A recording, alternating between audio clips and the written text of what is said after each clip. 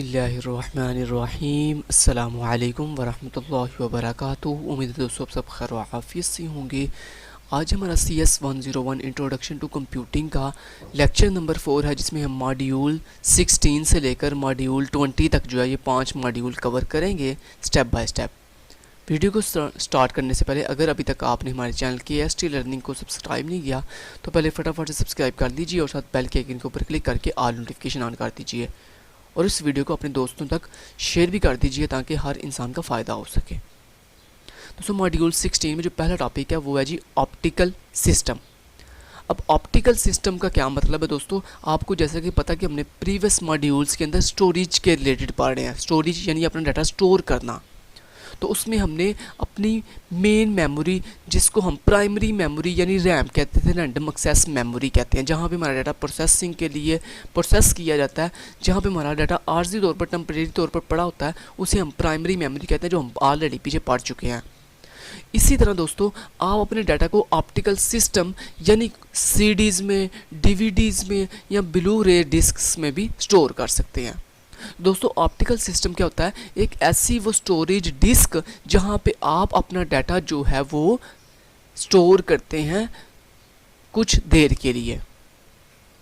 ठीक है, अब यहाँ पे वो कह रहा है जी ऑप्टिकल सिस्टम में another class of mass storage system applies optical technology an example in the compact disc. कहता है इसके अंदर कौन कौन सी चीज़ें आती हैं। आपकी CD आती है जो पहले चलती होती थी, CD के CD हमारे पास होती थी, हम उसके अंदर ऑडियो रिकॉर्ड होती थी, हम उस ऑडियो को यानी सॉन्ग्स को सुनते थे। उसके बाद फिर थोड़ा जदीद दौर आया, डिजिटल वर्सटाइल डिस्क यानी DVDs आना शुरू हो गई, जिसमें हमारा डाटा थोड़ा अच्छा स्टोर होना शुरू हो गया। उसके बाद ब्लू रे डिस्क आना शुरू हो गई। तो ये ऑप्टिकल सिस्टम की फेमस जो है वो स्टोरेज डिवाइसेस हैं। कम्पैक्ट डिस्क यानी CD। दोस्तों कम्पैक्ट डिस्क जो है ये आपको दिखाई गई है। कम्पैक्ट डिस्क एक राउंड शेप की हमारे पास डिस्क होती थी, जिसके ऊपर क्या बने होते हैं, ट्रैक्स बने होते हैं सर्कल की फॉर्म के अंदर, और हर ट्रैक्स के अंदर ये छोटे छोटे आपको ये जो कट्स नज़र आ रहे हैं इनको हम सेक्टर्स कहते हैं। क्या कहते हैं? सेक्टर्स। अब यहाँ पे कहता है 12 सेंटीमीटर इन डायामीटर, यानी इस CD का जो डायामीटर था, जो उसका रकबा था, वो कितना होता था 12 सेंटीमीटर का।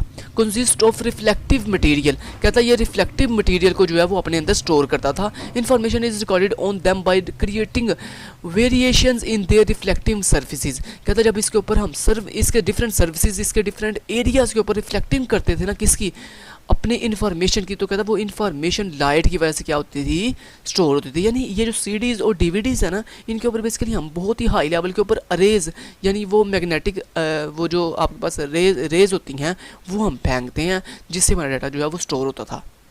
Data is store on a single track spiral from inside outside, यानी ये जो आपके पास स्पायरल शेप्स नज़र आ रही हैं इनको हम ट्रैक्स कहते हैं। इन ट्रैक्स के अंदर हमारा डाटा जो है वो स्टोर होता था। Each track is divided into sectors, कि हर हमारा ट्रैक जो है वो सेक्टर्स में डिवाइड होता है। ये जो आपको कट नज़र आ रहे हैं दरमियान में, ये सेक्टर्स कहलाते हैं, इनमें हमारा डाटा स्टोर होता था। कहता है capacity of a sector is 2 KB, यानी जो हमारे पास फर्स्ट टाइम CD आई थी, इस CD की कैपेसिटी जो है इसके हर सेक्टर की कितनी थी, 2 KB, यानी 2000 बाइट उसमें आप जो है उसकी कैपेसिटी थी, उसमें डाटा स्टोर कर सकते थे हर सेक्टर के अंदर। ठीक है जी। उसके बाद दोस्तों क्या हुआ कि जैसे ही वक्त गुजरा तो DVD यानी डिजिटल वर्सटाइल डिस्क आना शुरू होगी, जिसकी जो कि हमारी CDs थी ना, जो CDs थी जिसमें हम सिर्फ ऑडियो, दोस्तों CD के अंदर हम सिर्फ ऑडियोज़ स्टोर करते थे, वीडियो स्टोर नहीं थे करते हैं। तो CDs के अंदर हम वैसे भी हमारी कितना डाटा स्टोर होता था, 600 से 700 MB तक डाटा स्टोर होता था। होएवर DVD है स्पेस इन GBs, यानी फिर जब DVDs आई तो चूँकि CD में सिर्फ 600 या 700 MB डाटा स्टोर होता था, जबकि DVDs के अंदर तकरीबन 2 से 3 GB तक डाटा हमारा जो है वो स्टोर होना शुरू हो गया। ठीक है, ओके। अब have multiple semi transparent layers, कहता है जो हमारी DVDs होती है ना इसके अंदर मल्टीपल लेयर्स होती है जिसमें हमारा डाटा जो है स्टोर होता है, which can be viewed by precise focused laser. इसके तो ये जो मैंने आपको जैसे कि पहले बताया CDs DVDs के जितने भी हमारे पास ऑप्टिकल डिवाइसेस हैं, इनके अंदर हम डाटा लेज़र की फॉर्म के अंदर जो है वो स्टोर करते थे, लाइट की फॉर्म के अंदर। ठीक है, its shape is like CD, कहते हैं जो हमारी DVD है इसकी शेप भी CD की तरह होती थी। ठीक है, उसके बाद आगे नेक्स्ट कहता है BD यानी ब्लू रे डिस्क। ब्लू रे डिस्क जो थी वो use a blue violet violet spectrum of light instead of red which is able to focus its laser beam। यानी इस ये जो ब्लू रे डिस्क थी इनके ऊपर हम लेज़र बीम के ज़रिए अपना डाटा जो है वो स्टोर करते थे और इनके अंदर बहुत ही ह्यूज लेवल के अंदर यानी बहुत ही ज़्यादा कैपेसिटी के अंदर यानी 5 टाइम एक्स्ट्रा डीवीडी से जो आपकी डीवीडी थी जो कि 2 से 3 GB तक डाटा स्टोर करती थी उससे तकरीबन 5 टाइम एक्स्ट्रा कैपेसिटी थी ब्लू रे डिस्क के अंदर की। यानी आप उसमें तकरीबन 15 से 16 GB तक डाटा जो है वो ब्लू रे डिस्क के अंदर स्टोर कर सकते थे। समझ आ गई। तो ये दोस्तों ऑप्टिकल सिस्टम था। उसके बाद नेक्स्ट हमारे पास मॉड्यूल 17 आ गया जिसमें फ्लैश ड्राइव आ गई हैं। ये फ्लैश ड्राइव्स क्या हैं, आपकी USB, आपकी ये जो मेमोरी कार्ड है, ये सारी फ्लैश ड्राइव्स हैं। Issues in magnetic and optical system, कहता है जो हमारे पास मैग्नेटिक या ऑप्टिकल सिस्टम था ना उसमें क्या इशू थे, अब उन इश्यूज़ को पढ़ लेते हैं। कहता है फिजिकल मोशन इज़ रिक्वायर्ड, यानी आपकी ये जो CDs या DVDs थी ना इनमें इशू ये था कि इनमें से डाटा रीड या राइट करने के लिए हमें इन्हें घुमाना पड़ता था मोशनली, यानी इन्हें फिजिकली क्या करना पड़ता था, रोटेट करना पड़ता था, घुमाना पड़ता था। Next moving read write heads, यानी इनके ऊपर जो डाटा है, इनके अंदर जो डाटा स्टोर है उस डाटा को रीड और राइट करने के लिए हमारे पास ऊपर एक, आपको पता है ना CD के ऊपर एक रीड राइट हेड लगा होता है। वो जैसे जैसे नीचे CD फिजिकली घूमती है वो रीड राइट हेड उस साथ साथ घूमता है और उसमें पड़े हुए डाटा यानी आगे पीछे मूव करता है। वो रीड राइट हेड क्या करता है, मूव करता है, यानी आगे पीछे मूव करता है। CD नीचे से गोल सर्कल फॉर्म में घूमती है, गोल रोटेट करती है और जो ऊपर रीड राइट हेड है वो ऐसे आगे पीछे ट्रैक्स के ऊपर रोटेट करता था, जिससे क्या होता था कि हमारा डाटा जो है वो रीड या राइट होता था। अमाइंग लेज़र बीम, इसके लिए हमें लेज़र बीम की ज़रूरत पड़ती थी। ठीक है, ये इसका एक जो है वो इशू था हमारे पास। All this task lot of time in comparison with electronics circuitry. ठीक है, यानी जो हमारे पास ये जो मैग्नेटिक या ऑप्टिकल सिस्टम है इसमें डाटा को स्टोर करने के लिए, डाटा को गेट करने के लिए बहुत ज़्यादा टाइम लगता था as compare to electronics circuits के। ठीक है, इलेक्ट्रॉनिक सर्किट्स यानी जो अब आपके पास फ्लैश ड्राइव्स आई हैं ये इलेक्ट्रॉनिक सर्किट्स के ज़रिए यानी इलेक्ट्रिकल टेक्नोलॉजी के ज़रिए काम करती हैं। उसके बाद कहता है फ्लैश ड्राइव टेक्नोलॉजी, कहता है bits are stored by sending electronic signals directly to the storage medium where they cause electrons to be trapped in tiny chambers of silicon diodes. कहता है जो हमारी फ्लैश ड्राइव्स होती हैं इसमें डायरेक्टली हम इलेक्ट्रॉनिक सिग्नल्स को डायरेक्टली जो है वो उनके ज़रिए जो यानी सेंड करते हैं और उनके ज़रिए हमारा डाटा जो है वो डायरेक्टली जो है वो स्टोर होता है। Chambers are able to store data for years without external power, कहता है किसी भी एक्सटर्नल पावर्स के बगैर हमारी फ्लैश ड्राइव जो है चैम्बर्स के अंदर डाटा जो है वो स्टोर कर लेती है। Repeated erasing slowly damage the silicon diodes chambers, कहता है हम इसको रिपीट करते थे, अरेजिंग को रिपीट करते थे बहुत स्लोली आहिस्ता ताकि वो कहीं डैमेज ना हो जाए हमारा चैम्बर जो है। Not suitable in place of main memory, कहता है इसको मेन मेमोरी के अंदर हम यानी रैम के तौर पर इसको यूज़ नहीं कर सकते। Suitable where alternation can be controlled like cameras smartphones portable devices, कहता है इसको हम कैमराज स्मार्टफोन्स या पोर्टेबल डिवाइसेस के तौर पर इस्तेमाल करते थे। Not reliable as optical disc for long term, कहता है ये ऑप्टिकल डिस्क की तरह लॉन्ग टर्म के लिए रिलायबल नहीं थी, यानी CD और जो DVDs होती हैं ना वो लॉन्ग टर्म के लिए रिलायबल करती हैं, लेकिन ये जो फ्लैश ड्राइव्स होती हैं ये कहता है लॉन्ग टर्म के लिए यानी लंबे अरसे के लिए हमारे पास रिलायबल नहीं होती। उसके बाद नेक्स्ट कहता है SSDs आ गई यानी सॉलिड स्टेट डिस्क, जिसमें हमारा डाटा फ्लैश ड्राइव की निस्बत बहुत लार्ज फॉर्म के अंदर हमारा डाटा जो है वो स्टोर होता है। Devices design to take place of magnetic disc, यानी ये मैग्नेटिक डिस्क होती हैं ये यानी मैग्नेटिक डिस्क को प्लेस करके इनको मैग्नेटिक डिस्क को प्लेस करके कहता है ये डिस्क जो है वो आई SSDs सॉलिड स्टेट डिस्क, जिसमें हमारा डाटा जो है बहुत ही ह्यूज फॉर्म के अंदर यानी लार्ज फॉर्म के अंदर स्टोर होता है। Quiet operations and low access time, कहता है ये बहुत जल्द क्विट करती हैं, अपने ऑपरेशन को बहुत जल्द फास्ट करती हैं, रीड और राइट करती हैं और साथ ही साथ अपना टाइम भी बहुत ही थोड़ा लेती हैं। कॉस्टली देन मैग्नेटिक सिस्टम, कहता है लेकिन ये इनकी एक वजह ये है कि ये बहुत ही कॉस्टली होती हैं as compare to magnetic disc के।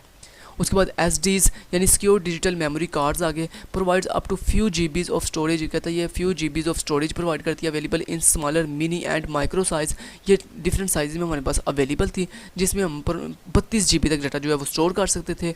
उसके बाद एक्सेस TB, कहता है इसके अंदर फिर हमारे पास एक ऐसी एक्सटेंशन भी आई जिसमें हम TB यानी टेराबाइट तक डाटा जो है वो स्टोर कर सकते थे। Compact physical size suitable for car navigation cameras ETCs, कहता है ये इनके जो फिज़िकल साइज़ है कम्पैक्ट करता था किसके लिए, सूटेबल था कार नेविगेशंस के लिए या कैमराज के लिए।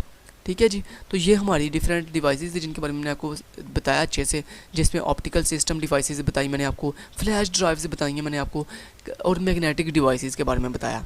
नेक्स्ट मॉड्यूल 18 आ गया जिसमें रिप्रेजेंटिंग टेक्स्ट। अब दोस्तों टेक्स्ट क्या है? टेक्स्ट आपको कुछ भी एक करेक्ट, कुछ भी लाइक आपका कोई भी एक जो है वो इंग्लिश में कोई मैसेज हो सकता है, लेट्स से आपने हेलो लिखना है, ठीक है। अब दोस्तों क्या होता है कि कंप्यूटर के, आपको पता है कंप्यूटर जो है वो आपके टेक्स्ट को नहीं जानता, आपकी इंग्लिश लैंग्वेज को नहीं जानता, आपकी किसी लैंग्वेज को नहीं समझता, ये सिर्फ 0101 की फॉर्म को समझता है। दोस्तों जब आप अपना कोई भी करैक्टर कंप्यूटर के अंदर स्टोर करते हैं ना, तो वो बेसिकली 01 या 01 की फॉर्म के अंदर जो है वो स्टोर होता है। लेकिन उस 0101 की फॉर्म के अंदर एक करैक्टर को स्टोर करने के लिए चीज़ें 0101 काफ़ी थे, यानी 0101 आप कितनी दफ़ा लिखेंगे। अब ये कैसे पता चलेगा? उसके लिए दोस्तों हमने क्या किया, each textual symbol is representing with a unique bit pattern, कि हमने हर अपने करैक्टर के लिए एक स्पेसिफिक पैटर्न, एक स्पेसिफिक कोड जनरेट कर दिया, जिसको normally 8 bit for each character कहता है। हर बिट के लिए हमने कितने बिट करैक्टर रख लिया? 8 करैक्टर, यानी हर बिट को, लेट से ए है ना, तो ए के लिए 8 बिट, बी के लिए भी 8 बिट, सी के लिए भी 8 बिट, इस तरह आपके हर करैक्टर के लिए, आपके हर सिंबल के लिए हमने 8 बिट का जो है वो कोड जो है वो रिप्रेजेंट कर दिया। जैसे वर्चुअल यूनिवर्सिटी है, अब वर्चुअल यूनिवर्सिटी के अंदर कितने करैक्टर हैं? 18 करैक्टर्स हैं। तो इन 18 करैक्टर्स को रिप्रेजेंट करने के लिए हमें कितने बिट चाहिए? तो एक आपको पता है ना 18 करैक्टर्स है, तो एक करैक्टर के लिए कितने बिट हैं? 8 बिट हैं। तो इसका मतलब है 18 करैक्टर के लिए कितनी होगी? 18 को मल्टीप्लाई कर दें 8 के साथ, यानी टोटल आपके पास बिट्स हैं, सॉरी टोटल करैक्टर्स है 18, एक करैक्टर के लिए 8 बिट है, तो लिहाजा 18 को 8 से मल्टीप्लाई किया, जवाब आया 144, यानी 144 बिट्स आपको रिक्वायर्ड हैं। तो ये देखिए 144 बिट्स और 18 बाइट्स। अब आपको पता ना 8 बिट ए में 1 बाइट होती है, 1 बाइट के अंदर 8 बिट्स होती हैं, यानी आप इन 144 बिट्स को अगर बाइट्स में कन्वर्ट करना हो तो डिवाइड कर दो 8 के ऊपर, जवाब आ गया 18। तो यानी आपको 18 बाइट्स लगेंगी इस वर्चुअल यूनिवर्सिटी के मैसेज को स्टोर करने के लिए, और बिट्स कितनी लगेंगी? 144। समझ आ गई?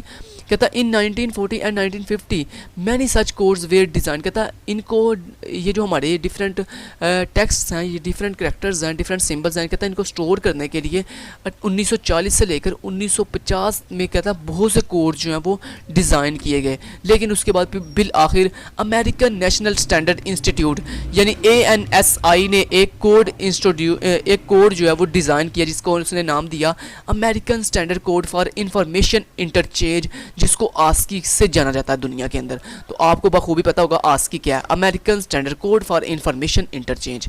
ये जो आस्की कोड था, ये बेसिकली इसमें हर करैक्टर को 8 बिट से रिप्रेजेंट किया जाता था। हर करैक्टर को कितने बिट से रिप्रेजेंट किया जाता था? 8 बिट से रिप्रेजेंट किया जाता था। अब दोस्तों क्या हुआ, जब आस्की नया आया ना, तो इसमें हर करैक्टर को 7 बिट से रिप्रेजेंट किया जाता था। अब अगर आपको हर करैक्टर को 7 बिट से रिप्रेजेंट करें, तो मैंने आपको बताया था ना कि हम कैसे फाइंड कर सकते हैं कि इसमें कितने टोटल करैक्टर्स जो हैं वो हम रिप्रेजेंट कर सकते हैं। दोस्तों अगर आपके पास 7 बिट्स हों तो 2 की पावर 7 अगर लें, 2 की पावर अगर आप 7 लें तो जवाब कितना आता है? 2 की पावर 7 लेने से आपके पास जवाब आता है 128।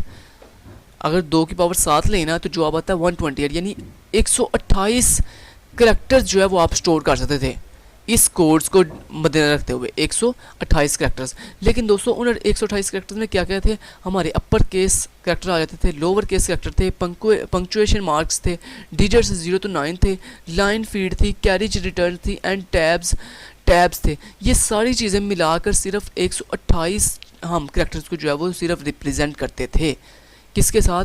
7 बिट्स के साथ। लेकिन दोस्तों ये 7 बिट जो है वो नाकाफ़ी थी, क्योंकि 128 बिट्स जो हैं वो नाकाफ़ी थी। 128 हमारे करैक्टर जो है वो 128 बिट्स से 128 करैक्टर से ज़्यादा थे। तो फिर क्या हुआ कि आस्की के अंदर लेट से आपने हेलो लिखना ना, हेलो, तो दोस्तों एच को रिप्रेजेंट करने के लिए कितनी बिट आई? 7 बिट थी, और शुरू में एक 0 लगता था जो कि सिग्निफिकेंट बिट मानी जाती थी। ठीक है जी। तो यहाँ पे देखें ये हर करैक्टर के लिए देखें 8 बिट्स हैं, जिसमें पहली बिट जो है वो 0 है, पहली बिट जो है वो 0 है, ये जो कि सिग्निफिकेंट बिट मानी जाती थी। ठीक है जी। लेकिन क्या हुआ, वक्त गुजरने के साथ लिमिटेशन ऑफ आस्की कोड के ओनली 128 करैक्टर्स का था, इसमें सिर्फ हम 128 करैक्टर जो है वो रिप्रेजेंट कर सकते थे। तो फिर क्या हुआ कि हमारे कुछ ऐसे करैक्टर थे, international organisation for standardisation come up with many extension to ASCII, want to support western language symbols, यानी जो वेस्टर्न लैंग्वेज सिंबल थे उनको रिप्रेजेंट करने के लिए हमारे पास आस्की के अंदर कोई कोड अवेलेबल नहीं थे। तो फिर क्या हुआ, लिमिटेशन ऑफ आस्की एक्सटेंशन, हमने आस्की के अंदर एक्सटेंशन की और उसके अंदर क्या किया, हर एक करैक्टर को रिप्रेजेंट करने के लिए हमने 8 बिट दे दी, यानी पहले 7 थी, उसमें एक नई बिट ऐड कर दी जो कि 8वीं बिट, जो कि हमने सिग्निफिकेंट बिट ले रहे थे। ये आपको याद है ना, मैंने आपको बताया कि हर 7 बिट से शुरू पे हमने एक 0 ऐड किया हुआ था जो कि सिग्निफिकेंट बिट थी। लिहाजा हमने क्या किया, उस सिग्निफिकेंट बिट को भी अपनी बिट में चेंज किया, जो कि टोटल फिर बिट कितनी होगी, 8 बिट होगी। तो 8 बिट अगर आप 2 की पावर 8 लें तो जवाब आता है 256, यानी 256 करैक्टर्स। पहले करैक्टर कितने करैक्टर हम स्टोर करते थे, 7 बिट के साथ 128 करैक्टर, लेकिन जब हमने 8 बिट यानी कोड 8 बिट का बना दिया तो फिर हम कितने करैक्टर स्टोर करना शुरू हो गए, 256 करैक्टर, यानी 256 करैक्टर आप आस्की के साथ जो है वो स्टोर कर सकते थे। तो अब यहाँ पे देखें, एच को रिप्रेजेंट करने के लिए कहता है ये 8 बिट का कोड था, उसके बाद ई को रिप्रेजेंट करने के लिए ये 8 बिट का कोड था, आई को रिप्रेजेंट करने के लिए ये 8 बिट का कोड था, इस तरह हर के लिए उसने एक आस्की के अंदर स्पेशल कोड था। लेकिन क्या हुआ कि दोस्तों आस्की के अंदर जब हमने 8 बिट डिज़ाइन की ना तो उसमें क्या हुआ, 256 are still insufficient to denote all language symbol, यानी 256 करैक्टर ठीक है स्टोर तो होना शुरू हो गए, 256 करैक्टर को हमने मेंटेन करना शुरू कर दिया। लेकिन दोस्तों हमारे 256 करैक्टर्स के अलावा कुछ अदर लैंग्वेजेस में दुनिया में, जैसे चाइनीज़ है, जैसे जैपनीज़ है, जैसे हैब्रियू है, इन डिफरेंट लैंग्वेज के अंदर बहुत ज़्यादा जो है हमारे पास करैक्टर्स होते हैं। उन डिफरेंट करैक्टर्स को स्टोर करने के लिए हमारे पास आस्की के अंदर कोई कोड्स नहीं थे। तो फिर क्या हुआ, वक्त गुजरने के साथ साथ हमने आस्की को छोड़कर एक नेक्स्ट कोड जनरेट किया जिसको हमने यूनिकोड का नाम दिया। इस यूनिकोड के अंदर कितनी बिट्स को, यानी एक करैक्टर को स्टोर करने के लिए कितनी बिट रिप्रेजेंट किया जाती थी, 21 बिट, यानी 21 बिट्स के साथ हम एक करैक्टर को रिप्रेजेंट करते थे।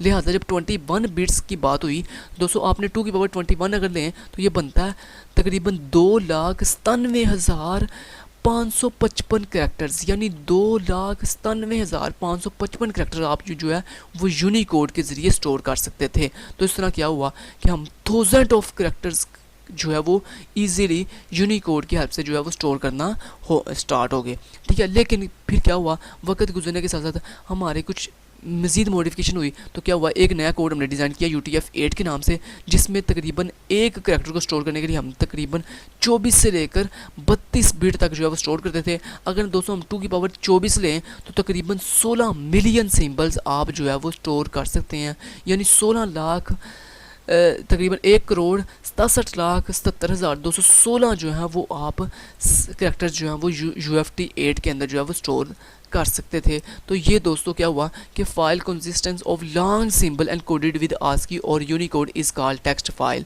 कि जब आपने यानी अपनी आस्की और यूनिकोड से हटकर जब बड़ी लार्ज फाइल के सिंबल्स को स्टोर करना होता था तो आप किसका हेल्प लेते थे, UTF-8 कोड की हेल्प लेना शुरू कर दिया आपने, जिसमें आप तकरीबन 16 मिलियन कैरेक्टर जो है वो स्टोर कर सकते थे।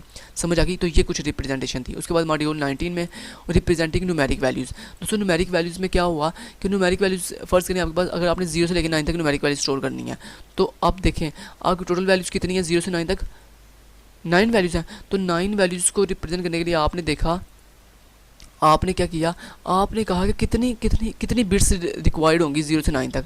तो आपने सिंपल कहा कि अगर मैं 2 की पावर 3 लूँ ना तो मेरे पास कितनी आता है, 2 की पावर 3 लेने से जवाब आता है 8। तो ईजिली हम 8 तक जो है वो रिप्रेजेंटेशन कर सकते थे। लिहाजा हमने क्या किया, 0 से लेके 7 तक जो है वो हमने 3 बिट जो है वो रिप्रेजेंट करना शुरू कर दी। लेकिन दोस्तों फर्ज करें आपने 99 स्टोर करना है। अब 99 के अंदर क्या है, दो जो है करैक्टर्स हैं, एक 2 9 है ना, तो 2 9 को कितने करैक्टर हो गए, 2 करैक्टर हो गए। अब एक करैक्टर के लिए 8 बिट होती हैं आस्की कोड के अंदर, दूसरे के लिए 8, तो 8 और 8 कितने हो गए, 16, यानी 16 बिट्स आपको दरकार है। तो अगर आप 2 की पावर 16 लें ना तो जवाब आता है 56,535। इसका मतलब आप 56,535 न्यूमेरिक वैल्यूज़ जो हैं वो स्टोर कर सकते हो अगर आप हर न्यूमेरिक वैल्यू के लिए 16 बिट का कोड जो है वो जनरेट करो। 16 बिट का कोड हर न्यूमेरिक वैल्यू के लिए अगर आप जनरेट करो तो तकरीबन 65,535 वैल्यूज़ आप न्यूमेरिक वैल्यूज़ आप स्टोर कर सकते हो। लेकिन इसके अंदर अगर आप 0 इंक्लूड कर दो तो फिर आप 65,534 जो है वो न्यूमेरिक वैल्यूज जो है वो स्टोर कर सकते थे। समझ आ गई। तो यहाँ पे देखो यही वो कह रहा है कि अगर आपने फ़र्ज़ करें 16 तक रिप्रेजेंटेशन करनी है तो फिर हमने क्या किया, 2 की पावर 4 ली, यानी फोर बिट जो है वो हमारी 16 वैल्यूज़ को रिप्रेजेंट कर सकती हैं। तो 2 की पावर अगर 4 दें, यानी अगर हम 4 बिट्स के साथ रिप्रेजेंटेशन करें तो तकरीबन 0 से लेकर 15 तक आप जो है 16 वैल्यूज़, न्यूमेरिक वैल्यूज जो है वो रिप्रेजेंट कर सकते हो 4 बिट के साथ।